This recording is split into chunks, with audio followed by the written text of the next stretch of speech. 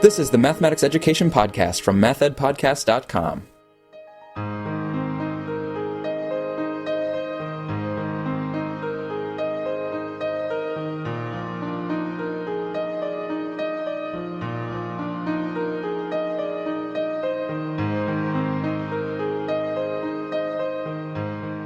Welcome to the Math Ed Podcast. My name is Sam Otten from the University of Missouri, and with me today are two guests who have worked on an edited book for the National Council of Teachers of Mathematics. That book was also with Janine Remillard, and it's entitled Psychometric Methods in Mathematics Education: Opportunities, Challenges, and Interdisciplinary Collaborations. And the other two co-editors that I have with me here today are Andrew Izsák, who's from the University of Georgia. Andrew, thanks for being here again. Thank you, Sam. And Jonathan Templin, who's from the University of Kansas. Jonathan, thanks for joining us. Thank you, Sam. So we're going to be talking about that book that's forthcoming from NCTM. Specifically, we're going to be focusing on Chapter 1 of the book, which was co-authored by Dr. Izsák and Dr. Templin. And that chapter is entitled Coordinating Conceptualizations of Mathematical Knowledge with Psychometric Models. But first of all, Jonathan, we know a little bit about Andrew's background because he's been on the podcast twice before. And in episode 1402, we found out that Andrew attended the University of California at Berkeley. But Jonathan, I was wondering if you could let us know, since this is your first time, where did you attend grad school and with whom did you work there? Oh, yeah, I went to grad school at the University of Illinois at Urbana-Champaign, and my doctoral program was in quantitative psychology, which was kind of an interdisciplinary program where I also have a master's degree in statistics, and my dissertation committee had people from education, people from psychology, and people from statistics all on board. My primary advisor was Jeffrey Douglas, but I also worked with Bill Stout in the stat department and worked with psychometric models, and such as the ones that we talk about in this chapter. That leads me to my next question then. So for myself and the listeners who might not be as familiar with psychometric models as you are, can you just let us know the kind of basic gist of what is a psychometric model? Absolutely. We're all familiar with tests. You take a test and you get the score. The psychometric model comes in between. It's the part that it's a mathematical representation of the items of the test and how they combine to bring about a score. So oftentimes when you're taking a test, you simply look at the number of items that were answered correctly and you add them up. That is actually a very basic type of psychometric model. But as we go further along into psychometrics, we find not all items count the same, for instance. And so we have other models that will come in and try to weight items differentially based on how closely related they are to the trait and how accurate they happen to be. So the model themselves are, this is a somewhat small field of people that run around thinking models all the time, but they're really more esoteric representations of trying to provide numbers that go with people's knowledge. Mm-hmm. So this book that you've edited together with Janine Remillard from NCTM is called Psychometric Methods in Mathematics Education. I was wondering what the genesis of this book was. So how did the book come about, and why is it important for the field at this point in time to be thinking about these psychometric methods?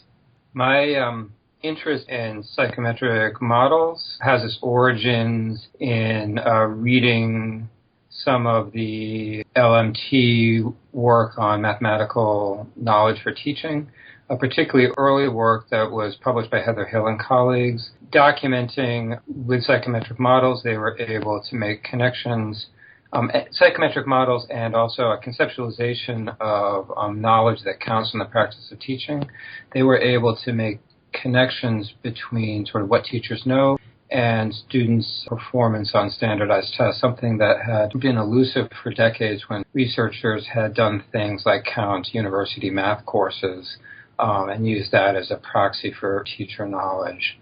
In some earlier projects, we had gotten in touch with the Michigan group and got permission to use their measures for some of our own research at Georgia. And when we got the measures, the actual items, and we were studying them, we realized that the way we thought about teacher knowledge was different from the ways that the Michigan group thought about teacher knowledge. And as a consequence of those differences, the whole way that we approached thinking about developing measures was different as well. So we saw the promise or the potential gains of using psychometric models from that Michigan work, but we also realized that we were going to have to sort of strike out on our own and build something different. And this has led to a series of collaborations, first with Al Cohen, who is also a psychometrician at Georgia, and then with Jonathan Templin. And that whole history is actually captured in that first chapter in the monograph that sort of walks through a series of three models, starting with sort of the approach taken by Michigan and then some other approaches that we've pursued at Georgia. As we did this work, we became increasingly aware that there were a number of other projects around the country that were striking out on their own and building different kinds of measures. A number of them were meeting with success in NSF competitions, and it just seemed as though there was this sort of new kind of genre of research that was trying to harness psychometric models for research in math ed, and there weren't really avenues for people or venues for people to really have sort of substantive interactions about the opportunities and challenges. And we knew from our own work that harnessing these models was subtle and difficult. And so that motivated writing a conference proposal to NSF to bring together various projects and invite sort of interested people to talk about the intersection of psychometrics and math education. And out of that conference, several of the writing teams represented in the final monograph that they formed there. And then Jonathan, Janine, and I solicited other people around the country whose work we knew about to make some additional contributions to the monograph as well.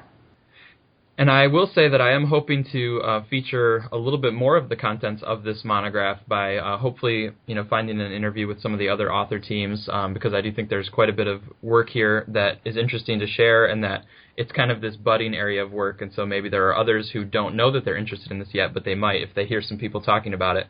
And in terms of talking about it, so I want to dig in now to Chapter 1, which is coordinating conceptualizations of mathematical knowledge with psychometric models. So this chapter considers the relationships between what we know about mathematical knowledge and then how we can use and interpret psychometric models together with that knowledge, and kind of the relationship between this sort of abstract idea of what are students or people's knowledge of math, and then how does the model shed light on that.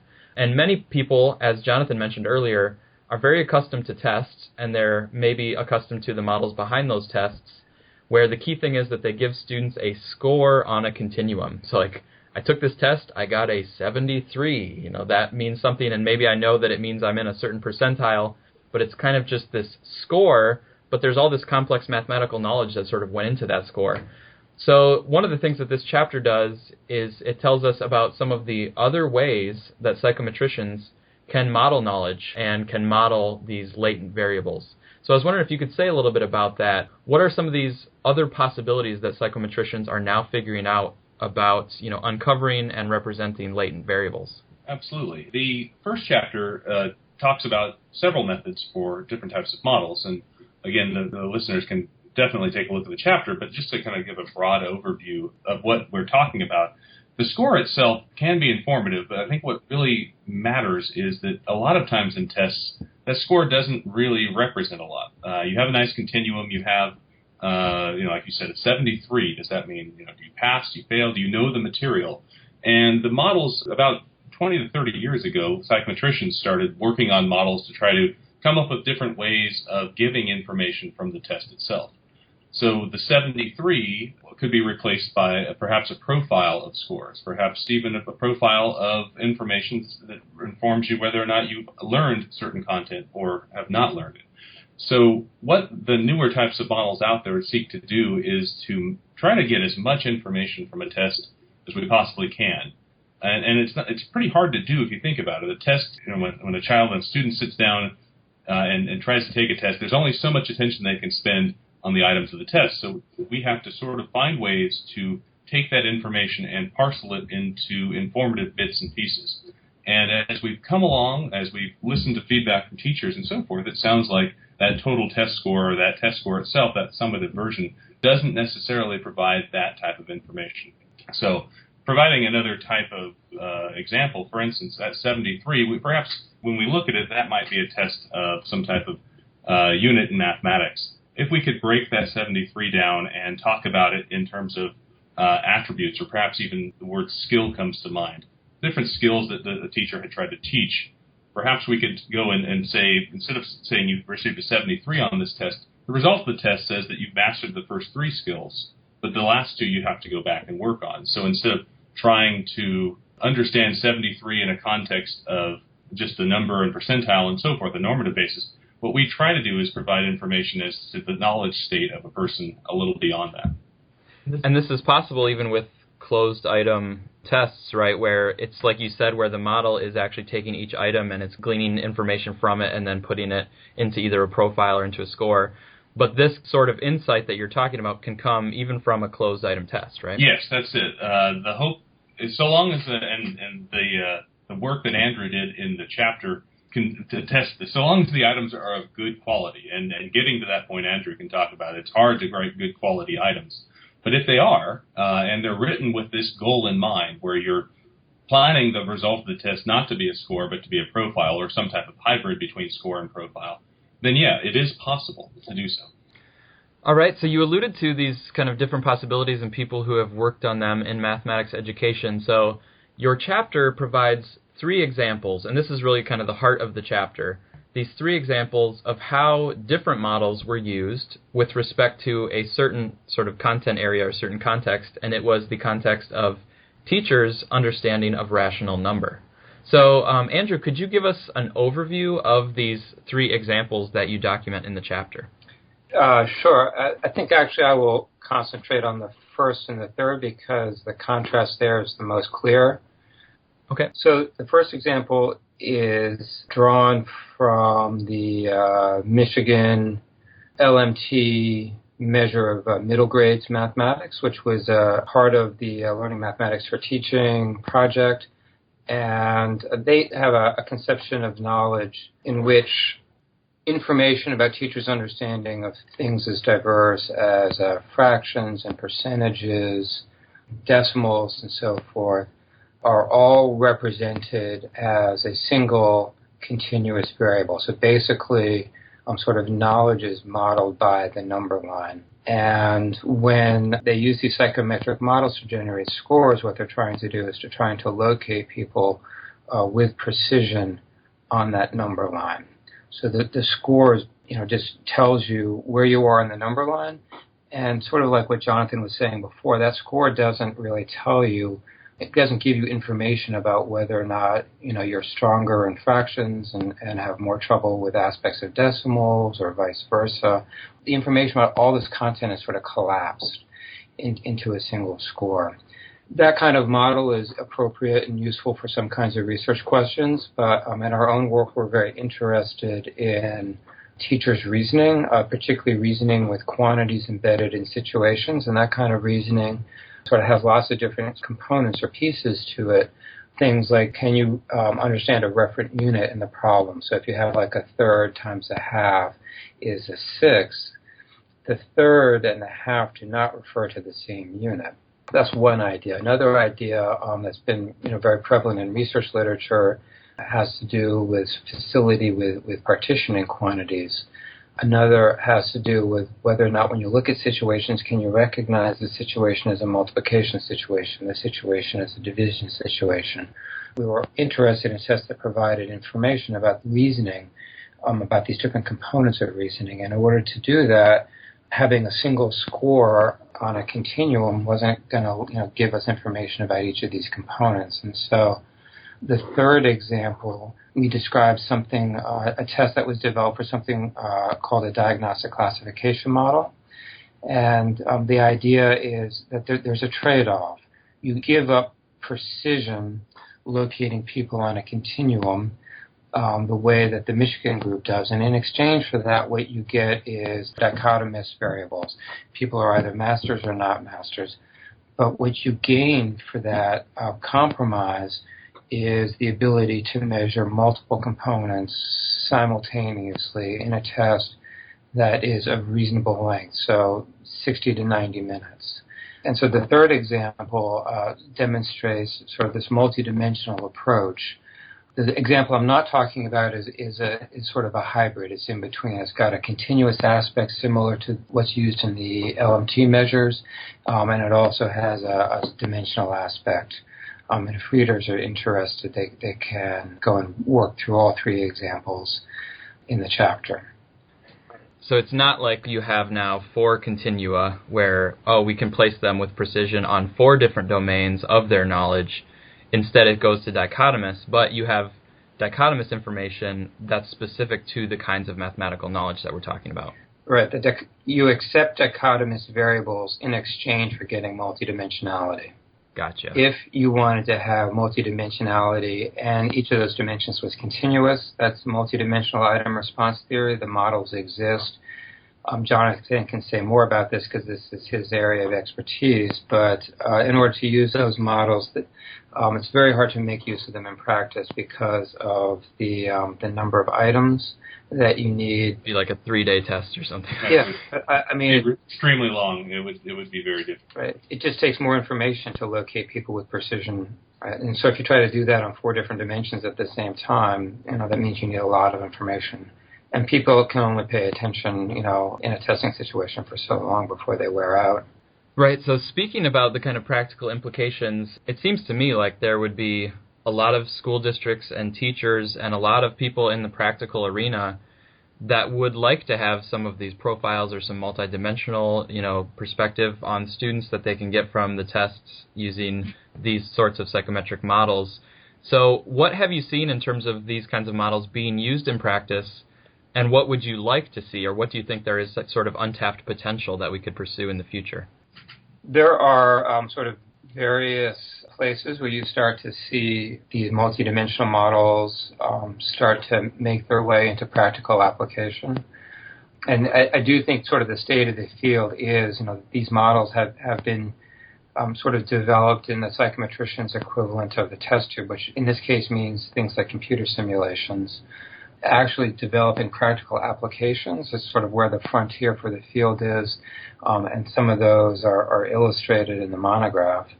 One place where they are being used is the PARC assessments, which are being developed in conjunction with the Common Core, are going to be based on these multidimensional psychometric models called diagnostic classification models. There's a practical, sort of highly visible test that people around the country will know about that's based on these models, and that's kind of a milestone. There are also examples in the monograph where these models are being used to assess children. So you could imagine a public school classroom teacher who had at his or her disposal a test that was designed to generate multidimensional information about the particular content that was being taught, and you could use it as sort of a kind of a formative diagnostic, have a sense of strengths and weaknesses that students have at the beginning of an instruction unit on whatever topic, and that might give you an idea of which aspects of the domain require particularly careful attention and which other aspects maybe most of the students are already reasonably well prepared in. From the psychometrician's perspective, a lot of the work that we do, again, as Andrew mentioned, is test tube. But we do feel that there is a lot of popularity, that the types of information that can come from the use of these types of models. The big problem that we face is in getting them to the people who could use the information. And so as Andrew mentioned, the PARC Consortium is starting to use these types of models in their formative tests, and that's a great step forward. I've done work with the Dynamic Learning Maths Alternate Assessment Consortium, and they are also trying to use similar types of models embedded in their standardized tests as well. But I think the bigger picture for me as a psychometrician is that if somebody is a consumer of information, if you're a teacher, if you're a school principal, if you're a superintendent, just knowing that this type of information is possible by tests and that tests don't have to be the way they are right now is really useful, because you can start to demand or ask for this type of tests that provide this information as you go forward. I feel like the in-between the science or the research side of psychometrics and then the use of psychometrics is a big bottleneck caused by whatever policy, business, inertia, however you want to call it. And unfortunately, the people who are looking to try to gather as much information or to use as much information aren't quite able to do so with the way things are set up right now. My guests are Andrew Izsák from the University of Georgia and Jonathan Templin from the University of Kansas, and we've been speaking about their edited monograph book from NCTM called Psychometric Methods in Mathematics Education, Opportunities, Challenges, and Interdisciplinary Collaborations. And as I mentioned earlier, I am hoping to have another author team from the book to represent their work here, but we've really appreciated hearing your work. I'm curious about what the two of you personally are still working on related to these ideas, but in your own research or the idea that you're grappling with right now in your work. So Chapter 1 describes this multidimensional test of teachers' understanding of, or facility would be a better way to put it, with sort of the components of reasoning needed to sort of, take something like a word problem and reason about the quantities in the word problem to solve a fraction arithmetic task. Could be fraction multiplication, fraction division, whatever. We are, in work at Georgia, we are using the measure as a pre-post around content courses for pre-service middle grades teachers. We're interested in this for a couple of reasons. A main one is that we are interested in whether or not a test that is built around components of reasoning will be sensitive to growth and change in teachers' sort of facility or competence or proficiency with fraction arithmetic after a substantial professional development experience. So this is a semester-long content course, so it's roughly 40 to 50 hours of instruction. So it's a significant amount of instruction, and we're interested in whether or not you can actually sort of track growth and change, and what that growth and change might look like. You might have sort of a diversity of sort of students coming in the door, and they might sort of take different kinds of paths through the content. That would be one kind of thing that you could look at. And this is, for us, it's really research, because using these kinds of measures that are sort of really about fine-grained components of reasoning as a basis for measuring teacher knowledge is new, and we just don't know how sensitive they might be to growth and change around sort of a content course, and so that's one thing that we're working on. As for myself, I've just recently received funding from the National Science Foundation to try to take this type of approach of trying to get multidimensional assessment, but to couple that with curricular design, essentially, in building kind of a modified version of a curriculum for introductory statistics courses in college. The grant itself is with some of Andrew's colleagues at the University of Georgia's Department of Statistics, but essentially we're trying to take a look at the types of curricula that are out there and to come up with, from such curricula, a list of these measures that could be used to classify, to understand what students know, not only when they come into a class, but also as they progress through during a semester. The opportunity to use it in statistics is nice for me for several parts, because it's a language I can speak a little bit better. But it also is, in university courses, a large number of undergraduates take statistics courses, or sort of compelled to take statistics courses. And so how do we better teach those courses? How do we understand better how students progress through them is what we're working on in that project. Well, Andrew and Jonathan, thanks so much for speaking with us, and we look forward to the book, which has been written and approved, and so we're just waiting for the publication, so we'll be looking for it eagerly this fall. Thanks again for being here. Thank you, Sam. Thank you, Sam.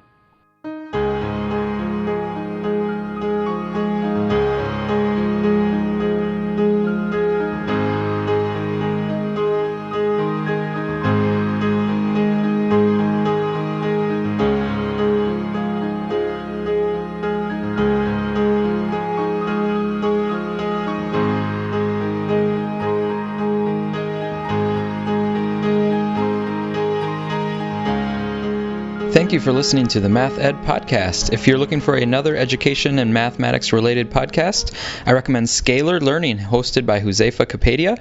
I was a guest on episode 66 last week, where we talked a little bit about flipped instruction and some other things related to math ed. So check out Scalar Learning if you're interested.